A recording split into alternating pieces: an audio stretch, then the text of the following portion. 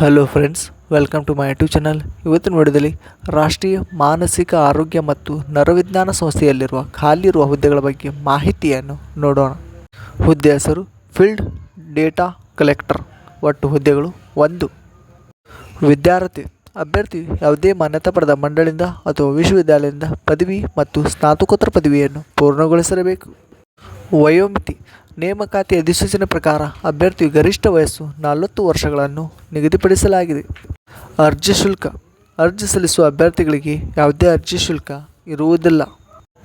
ವೇತನ ಶ್ರೇಣಿ ನೇಮಕಾತಿ ಅಧಿಕೃತ ಅಧಿಸೂಚನೆ ಪ್ರಕಾರ ಮಾಸಿಕ 45,000 ರೂಪಾಯಿ ವೇತನವನ್ನು ನಿಗದಿಪಡಿಸಲಾಗಿದೆ. ಆಯ್ಕೆ ವಿಧಾನ ಅಭ್ಯರ್ಥಿಗಳನ್ನು ಲಿಖಿತ ಪರೀಕ್ಷೆ ಮತ್ತು ಸಂದರ್ಶನ ಮೂಲಕ ಆಯ್ಕೆ ಮಾಡಲಾಗುತ್ತದೆ. ಸಂದರ್ಶನದ ವಿಳಾಸ ಅಭ್ಯರ್ಥಿಗಳು ಕೊನೆಯ ದಿನಾಂಕ ಒಳಗಾಗಿ ಈ ಸಂದರ್ಶನಕ್ಕೆ ಹಾಜರಾಗಬೇಕು. ಪ್ರಮುಖ ದಿನಾಂಕಗಳು ಅಧಿಸೂಚನೆಯನ್ನು ಬಿಡುಗಡೆ ಮಾಡಿದ ದಿನಾಂಕ 12/8/2024, ನೇರ ಸಂದರ್ಶನ ದಿನಾಂಕ 26/8/2024.